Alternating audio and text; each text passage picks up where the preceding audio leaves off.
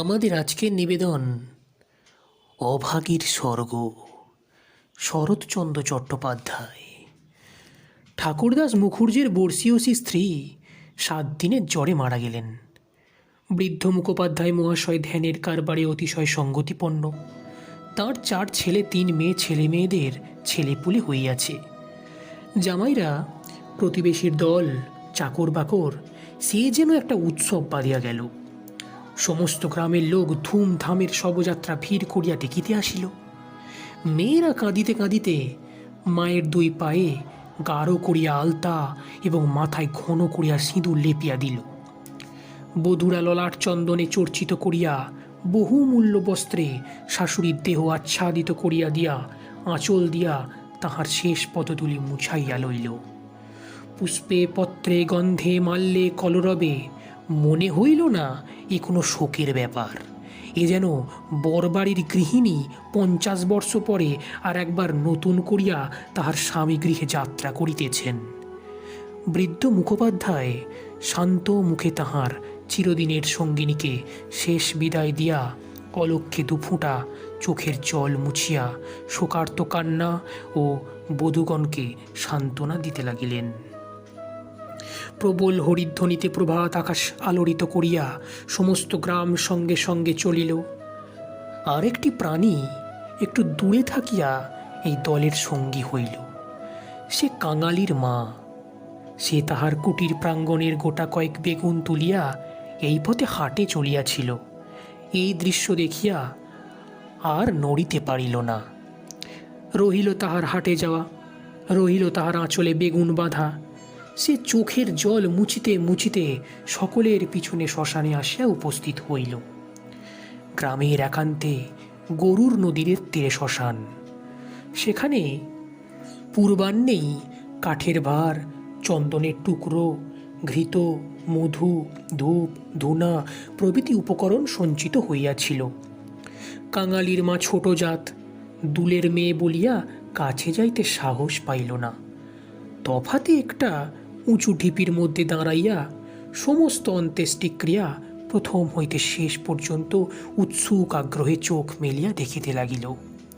প্রশস্ত ও পর্যাপ্ত চিতার পরে যখন শব স্থাপিত করা হইল, তখন তাহার রাঙা পা 2খানি দেখিয়া তাহার চক্ষু জুড়াইয়া গেল। ইচ্ছা হইল ছুটিয়া গিয়া 1 বিন্দু আলতা মুছাইয়া লইয়া মাথায় দেয়। বহু কণ্ঠের হরিধ্বনির সহিত পুত্রহস্তের মন্ত্রপুত অগ্নি যখন সংযোজিত হইল, তখন চোখ দিয়া তাহার ঝরঝর করিয়া জল পড়িতে লাগিল। মনে মনে বারংবার বলিতে লাগিল, ভাগ্যি মণিমা, তুমি স্বর্গে যাচ্ছ, আমাকেও আশীর্বাদ করে যাও, আমিও যেন এমনি কাঙালির হাতের আগুনটুকু পাই। ছেলের হাতের আগুন, সে তো সোজা কথা নয়।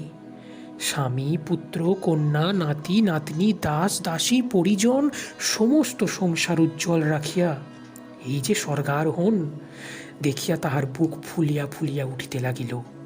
এ সৌভাগ্যের সে যেন আর ইয়ত্তা করিতে পারিল না। সদ্য প্রজ্বলিত চিতার অজস্র ধোঁয়া নীল রঙের ছায়া ফেলিয়া ঘুরিয়া ঘুরিয়া আকাশে উঠিতেছিল। কাঙালির মা ইহার মধ্যে ছোট একখানি রথের চেহারা যেন স্পষ্ট দেখিতে পাইল। গায়ে তাহার কত না ছবি আঁকা, চূড়ায় তাহার কত না লতা পাতা জড়ানো, ভিতরে কে যেন বসিয়া আছে। মুখ তাহার চেনা যায় না, কিন্তু সিথায় তাহার সিঁদুরের রেখা। পদতল 2টি আলতায় রাঙানো।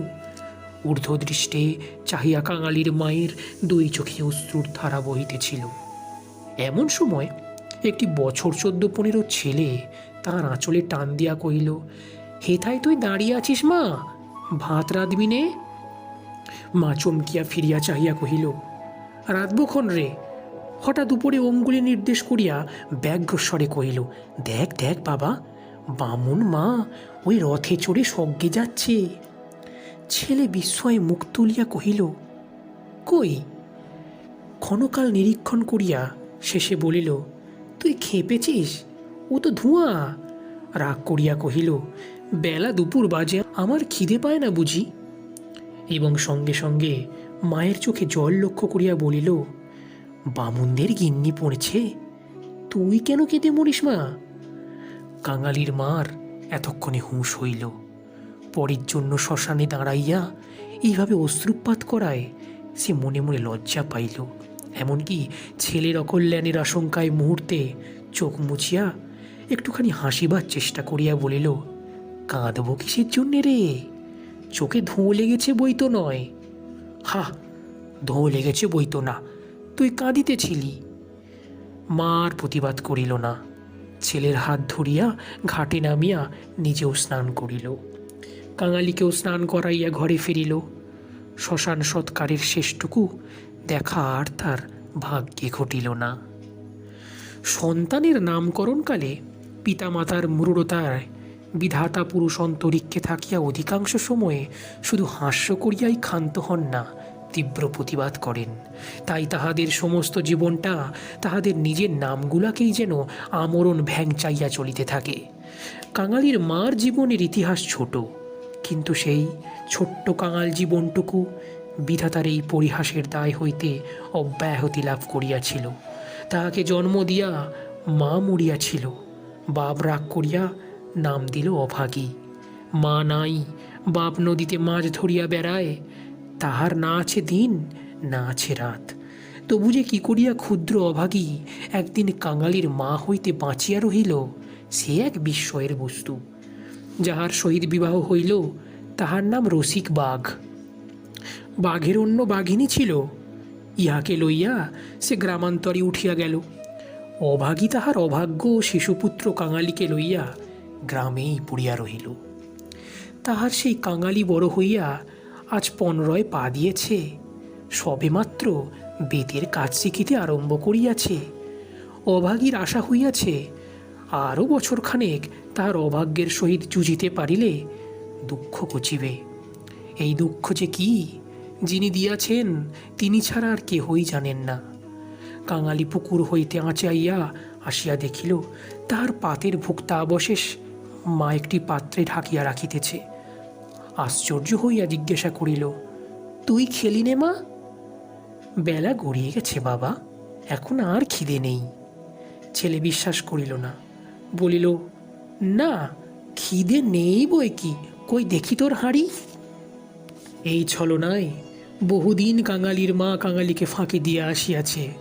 সে হাঁড়ি দেখিয়া তবে ছাড়িল। তাহাতে আর একজনের মতো ভাত ছিল। তখন সে প্রসন্ন মুখে মায়ের কোলে গিয়া বসিল। এই বয়সের ছেলে সচরাচর এরূপ করে না, কিন্তু শিশুকাল হইতে বহুকাল যাবৎ সে রুগ্ন ছিল বলিয়া মায়ের ক্রোড় ছাড়িয়া বাহিরের সঙ্গী সাথীদের সহিত মিশিবার সুযোগ পায় নাই। এইখানেই বসিয়া তাহাকে খেলাধুলার স্বাদ মিটাইতে হইয়াছে। এক হাতে গলা জড়াইয়া মুখের উপর মুখ রাখিয়াই কাঙালি চকিত হইয়া কহিল, মা, তোর গা যে গরম, কেন তুই অমন রোদে দাঁড়িয়ে মরা পোড়ানো দেখতে গেলি? কেন আবার নে এলি? মরা পোড়ানো কি তুই? মা শশব্যস্তে ছেলের মুখে হাত চাপা দিয়ে কহিল, ছি বাবা, মরা পোড়ানো বলতে নেই, পাপ হয়।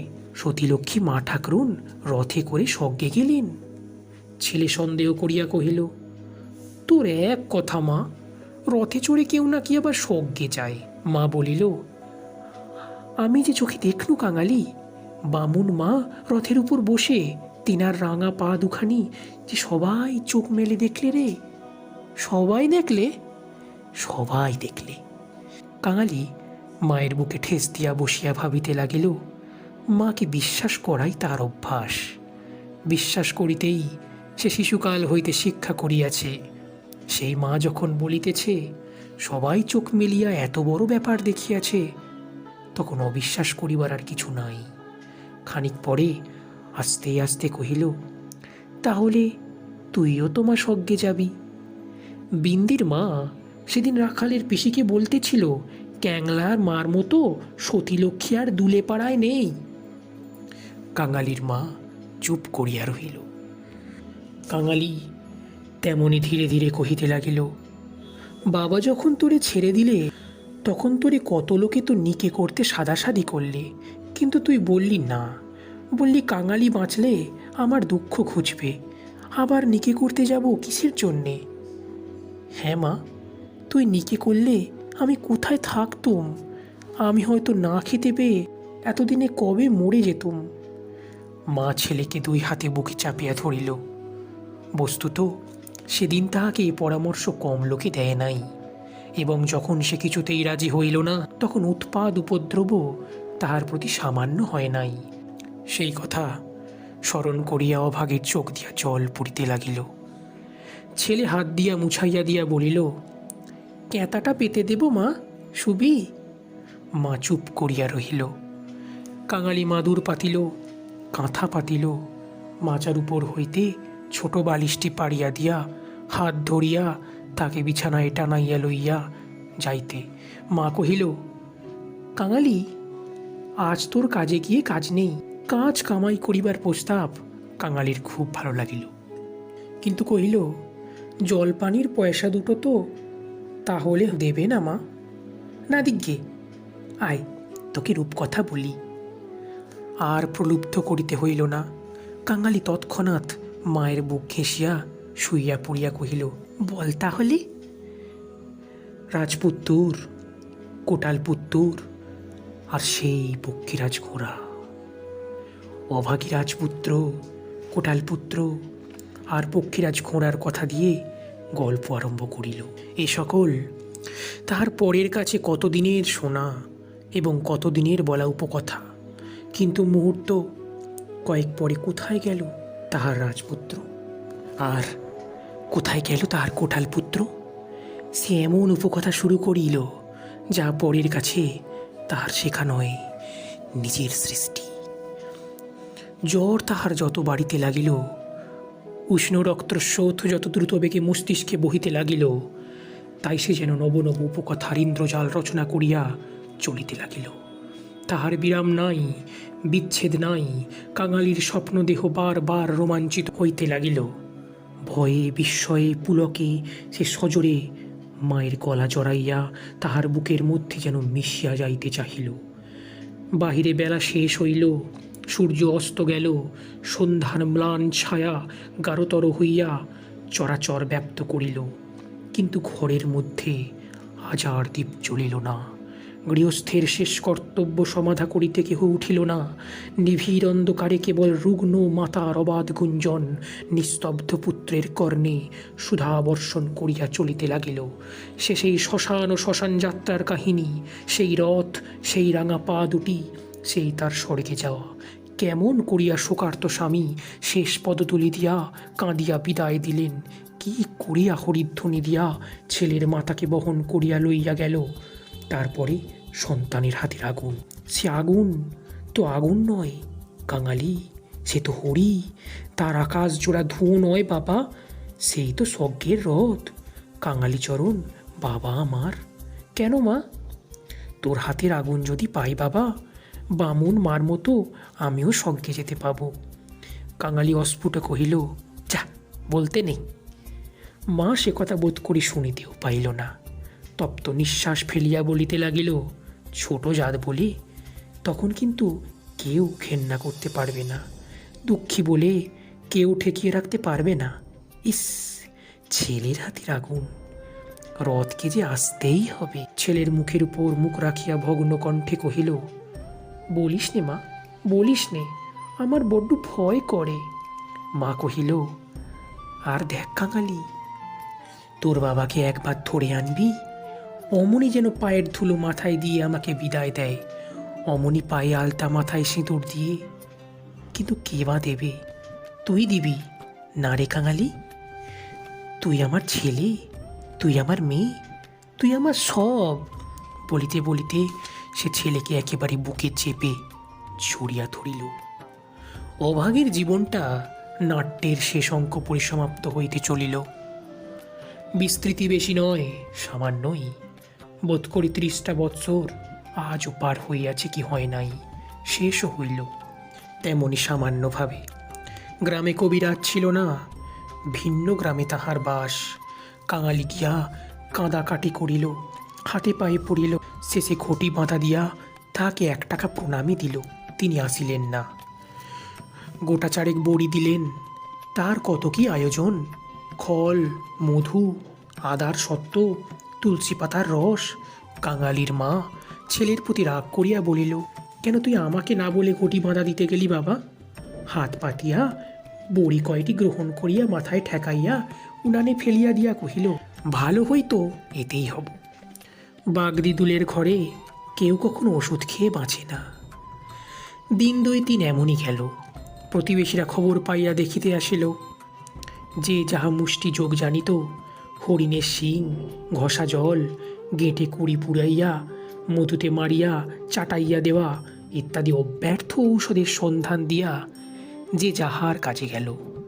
ছেলে মানুষ কাঙালি ব্যতিব্যস্ত হইয়া উঠিতে মা তাহাকে কাছে টানিয়া লইয়া কহিল, কোবরেজের বাড়িতে কিছু হলো না বাবা? আর ওদের ওষুধে কাজ হবে? আমি এমনি ভালো হব। কাঙালি কাঁদিয়া কহিল, তুই বড়ি তো খেলি নে মা, উনুনে ফেলে দিলি, এমনি কি কেউ সারে? আমি এমনি সেরে যাব, তার চেয়ে তুই দুটো ভাতে ভাত ফুটিয়ে নিয়ে খা দেখি। আমি চেয়ে দেখি। কাঙালি এই প্রথম অপটু হস্তে ভাত রাঁধিতে প্রবৃত্ত হইল। না পারিল ফ্যান ঝাড়িতে, না পারিল ভালো করিয়া ভাত বাড়িতে। উনান তাহার জ্বলে না, ভিতরে জল পড়িয়া ধোঁয়া হয়, ভাত ঢালিতে চারিদিকে ছড়াইয়া পড়ে। মায়ের চোখ ছলছল করিয়া আসিল। নিজে একবার উঠিবার চেষ্টা করিল, কিন্তু মাথা সোজা করিতে পারিল না। শয্যায় লুটাইয়া পড়িল। খাওয়া হইয়া গেলে ছেলেকে কাছে লইয়া কি করিয়া কি করিতে হয় বিধি মতে উপদেশ দিতে গিয়া তাহার ক্ষীণ কণ্ঠ থামিয়া গেল। চোখ দিয়া কেবল অবিরল ধারে জল পড়িতে লাগিল। গ্রামে ঈশ্বর নাপিত নারী দেখিতে জানিত। পরদিন সকালে সে হাত দেখিয়া তাহারই সম্মুখে মুখ গম্ভীর করিল, দীর্ঘ নিঃশ্বাস ফেলিল এবং শেষে মাথা নাড়িয়া উঠিয়া গেল। কাঙালির মা ইহার অর্থ বুঝিল, কিন্তু তাহার ভয়ই হইল না। সকলে চলিয়া গেলে সে ছেলেকে কহিল, এইবার একবার তাকে ডেকে আনতে পারিস বাবা? কাকে মা? ওই যে রে, ও গায়ে যে উঠে গেছে। কাঙালি বুঝিয়া কহিল, বাবাকে? অভাগী চুপ করিয়া রহিল। কাঙালি বলিল, সে আসবে কেন মা? অভাগীর নিজেরই যথেষ্ট সন্দেহ ছিল, তথাপি আস্তে আস্তে কহিল, গিয়ে বলবি মা শুধু একটু তোমার পায়ের ধুলো চাই। সে তখনই যাইতে উদ্ধত হইলে সে তাহার হাতটা ধরিয়া ফেলিয়া বলিল, একটু কাঁদাকাটি করিস বাবা, বলিস মা যাচ্ছে। একটু থামিয়া কহিল, ফেরবার পথে অমনি নাপতে বৌদির কাছ থেকে একটু আলতা চেয়ে আনিস কাঙালি। আমার নাম করলেই সে দেবে। আমাকে বড় ভালোবাসে, ভালো তাহাকে অনেকেই বাসিত। জ্বর হওয়া অবধি মায়ের মুখে সেই কয়টা জিনিসের কথা এতবার এত রকম করিয়া শুনিয়াছে যে সে সেইখান হইতে কাঁদিতে কাঁদিতে যাত্রা করিল। পরদিন রসিক দুলে সময় মতো যখন নাসিয়া উপস্থিত হইল, তখন অভাগীর আর বড় জ্ঞান নাই। মুখের পরে মরণের ছায়া পড়িয়াছে, চোখের দৃষ্টি সংসারের কাজ সারিয়া কোথায় কোন অজানা দেশে চলিয়া গেছে। কাঙালি কাঁদিয়া কহিল, মা গো, বাবা এসেছে, পায়ের ধুলো নেবে যে। মা হয়তো বুঝিল, হয়তো বুঝিল না। হয়তোবা তাহার গভীর সঞ্চিত বাসনা সংস্কারের মতো তাহার আচ্ছন্ন চেতনায় ঘা দিল। এই মৃত্যু পথযাত্রী তাহার অবশ বাহুখানি শয্যার বাহিরে বাড়াইয়া হাত পাতিল। রসিক হতবুদ্ধির মতো দাঁড়াইয়া রহিল। পৃথিবীতে তাহারও পায়ের ধুলার প্রয়োজন আছে, ইহাও কেহ নাকি চাহিতে পারে, তাহা তাহার কল্পনার অতীত। বিন্দির পিসি দাঁড়াইয়াছিল, সে কহিল, দাও বাবা, দাও একটু পায়ের ধুলো। রসিক অগ্রসর হইয়া আসিল। জীবনে যে স্ত্রীকে সে ভালোবাসা দেয় নাই, অসন বসন দেয় নাই, কোনো খোঁজ খবর করে নাই, মরণকালে তাহাকে সে শুধু একটু পায়ের ধুলো দিতে গিয়া কাঁদিয়া ফেলিল। রাখালের মা বলিল, এমন সতীলক্ষ্মী বামুন কায়েতের ঘরে না জন্মে ও আমাদের দুলের ঘরে জন্মালো কেন? এইবার ওর একটু গতি করে দাও বাবা। ক্যাংলার হাতের আঙুলের লোভে ও যেন প্রাণটা দিলে। অভাগীর অভাগ্যের দেবতা অগোচরে বসিয়া কি ভাবিলেন জানি না, কিন্তু ছেলে মানুষ কাঙালির বুকে গিয়া এ কথা যেন তীরের মতো বিধিল। সেদিন দিনের বেলাটা কাটিল, প্রথম রাত্রিটাও কাটিল, কিন্তু প্রভাতের জন্য কাঙালির মা আর অপেক্ষা করিতে পারিল না। কি জানি এত ছোট জাতের জন্য স্বর্গে রথের ব্যবস্থা আছে কিনা, কিংবা অন্ধকারে পায়ে হাঁটিয়াই তাহাদের রওনা হইতে হয়। কিন্তু এটা বোঝা গেল, রাত্রি শেষ হইতে না হইতেই এ দুনিয়া সে ত্যাগ করিয়া গেছে। কুটির প্রাঙ্গণে একটা বেলগাছ, একটা কুড়ুল চাহিয়া আনিয়া রসিক তাহাতে ঘা দিয়াছে, কি দেয় নাই। জমিদারের দারোয়ান কোথা হইতে ছুটিয়া আসিয়া তাহার গালে সশব্দে একটা চর কষাইয়া দিল। কুড়ুল কাড়িয়া লইয়া কহিল, শালা, এ কি তোর বাপের গাছ আছে যে কাটতে লেগেছিস? রসিক গালে হাত বুলাইতে লাগিল। কাঙালি কাঁদো কাঁদো হইয়া বলিল, বাহ, এ যে আমার মায়ের হাতে পোতা গাছ দারোয়ানজি, বাবাকে খামোখা তুমি মারলে কেন? হিন্দুস্থানি দারোয়ান তাহাকেও একটা অশ্রাব্য গালি দিয়া মারিতে গেল। তাহার জননীর মৃতদেহ স্পর্শ করিয়া বসিয়াছিল। কিন্তু সে নাকি তাহার জননীর মৃতদেহ স্পর্শ করিয়া বসিয়াছিল, তাই অশৌচের ভয়ে তাহার গায়ে হাত দিল না। হাঁকাহাঁকিতে একটা ভিড় জমিয়া উঠিল। কেহই অস্বীকার করিল না যে বিনা অনুমতিতে রসিকের গাছ কাটিতে যাওয়াটা ভালো হয় নাই। তাহারাই আবার দারোয়ানজির হাতে পায়ে পড়িতে লাগিল। তিনি অনুগ্রহ করিয়া যেন একটা হুকুম দেন, কারণ অসুখের সময় যে কেহ দেখিতে আসিয়াছে, কাঙালির মা তাহারই হাতে ধরিয়া তাহার শেষ অভিলাষ ব্যক্ত করিয়া গেছে। দারোয়ান ভুলিবার পাত্র নহে। সে হাত মুখ নাড়িয়া জানাইল, এ সকল চালাকি তাহার কাছে খাটিবে না। জমিদার স্থানীয় লোক নহেন। গ্রামে তাহার একটা কাছারি আছে, গোমস্তা অধর রায় তাহার কর্তা।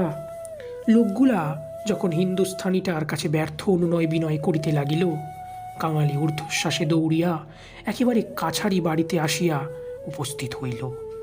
সে লোকের মুখে মুখে শুনিয়াছিল, পিয়াদারা ঘুষ লয়। তাহার নিশ্চয় বিশ্বাস হইল, অত বড় অসঙ্গত অত্যাচারের কথা যদি কর্তার গোচর করিতে পারে, তো ইহার প্রতিবিধান না হইয়াই পারে না। হায় রে অনভিজ্ঞ! বাংলাদেশের জমিদার ও তাহার কর্মচারীকে সে চিনিত না। সদ্য মাতৃহীন বালক শোকে ও উত্তেজনায় উদ্ভ্রান্ত হইয়া একেবারে উপরে উঠিয়া আসিয়াছিল। অধর রায় সেই মাত্র সন্ধান্বিক যৎসামান্য জলযোগান্তে বাহিরে আসিয়াছিলেন। বিস্মিত ক্রুদ্ধ হইয়া কহিলেন, কে রে? আমি কাঙালি। দারোয়ানজি আমার বাবুকে মেরেছে। বেশ করেছে, হারামজাদা, খাজনা দেয়নি বুঝি? কাঙালি কহিল, না বাবু মশাই, বাবা গাছ কাটিতেছিল, আমার মা মরেছে। বলিতে বলিতে সে কান্না আর চাপিতে পারিল না। সকালবেলায় কান্না কাটিতে অধর অত্যন্ত বিরক্ত হইলেন। ছোড়াটা মরা ছুঁইয়া আসিয়াছে, কি জানি এখানকার কিছু ছুঁইয়া ফেলিল নাকি। ধমক দিয়া বলিলেন, মা মরেছে তো, যা নিচে নেমে দাঁড়া। ওরে কে আছিস রে? এখানে একটু গোবর জল ছড়িয়ে দে। কি জাতের ছেলে তুই? কাঙালি সভয়ে প্রাঙ্গণে নামিয়া দাঁড়াইয়া কহিল, আমরা দুলে। অধর কহিলেন, দুলে? দুলে মরায় কাঠ কি হবে শুনি? কাঙালি বলিল, মা যে আমাকে আগুন দিতে বলে গেছে। তুমি জিজ্ঞেস করো না বাবু মশাই, মা যে সবাইকে বলে গেছে, সকলে শুনেছে যে। মায়ের কথা বলিতে গিয়া তাহার অনুক্ষণের সমস্ত অনুরোধ উপরোধ মুহূর্তে স্মরণ হইয়া কণ্ঠ যেন তাহার কান্নায় ফাটিয়া পড়িতে চাহিল। অধর কহিলেন, মাকে পোড়াবি তো?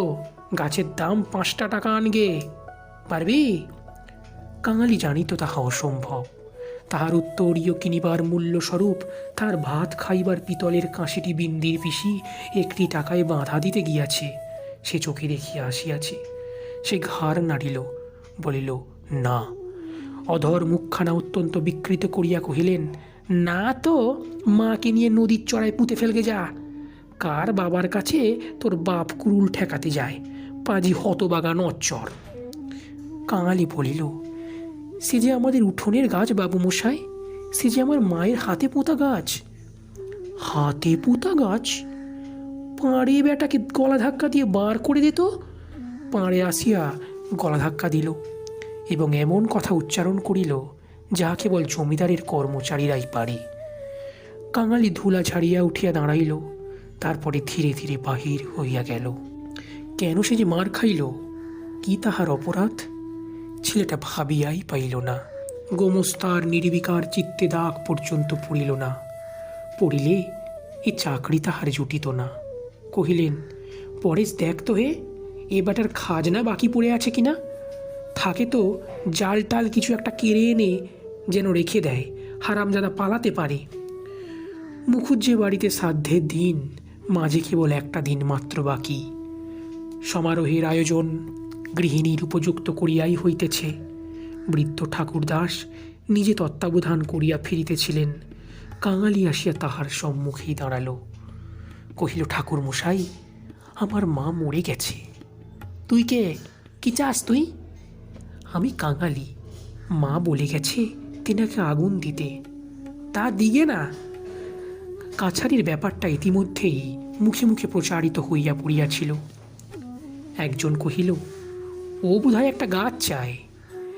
এই বলিয়া সে ঘটনাটা প্রকাশ করিয়া কহিল। মুখুজ্জে বিস্মিত ও বিরক্ত হইয়া কহিলেন, শোনো আবদার, আমারই কত কাঠের দরকার, কাল বাদে পরশু কাজ। যা যা, এখানে কিছু হবে না, এখানে কিছু হবে না, যা। এই বলিয়া অন্যত্র প্রস্থান করিলেন। ভট্টাচার্য মহাশয় অদূরে বসিয়া ফর্দ করিতেছিলেন। তিনি বলিলেন, তোদের যেতে কে আবার কবে পোড়ায় রে? যা, মুখে একটু নুড়ো জেলে দিয়ে নদীর চড়ায় মাটি দিগে। মুখোপাধ্যায় মহাশয়ের বড় ছেলে ব্যস্ত সমস্তভাবে এই পথে কোথায় যাইতেছিলেন। তিনি কান খাড়া করিয়া একটু শুনিয়া কহিলেন, দেখছেন ভট্টাচার্য মশাই, সব ব্যাপারটাই এখন বামুন কায়েত হতে চায়। বলিয়া কাজের ঝোঁকে আর কোথায় চলিয়া গেলেন।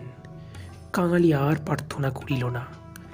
এই ঘণ্টা দুয়েকের অভিজ্ঞতায় সংসারে সে যেন একেবারে বুড়া হইয়া গিয়াছিল। নিঃশব্দে ধীরে ধীরে তাহার মরা মায়ের কাছে গিয়া উপস্থিত হইল। নদীর চরে গর্ত খুঁড়িয়া অভাগীকে শোয়ানো হইল। রাখালের মা কাঙালির হাতে একটা খড়ের আঁঠি জ্বালিয়া দিয়া তাহারই হাত ধরিয়া মায়ের মুখে স্পর্শ করাইয়া ফেলিয়া দিল। তারপরে সকলে মিলিয়া মাটি চাপা দিয়া কাঙালির মায়ের শেষ চিহ্ন বিলুপ্ত করিয়া দিল। সবাই সকল কাজে ব্যস্ত।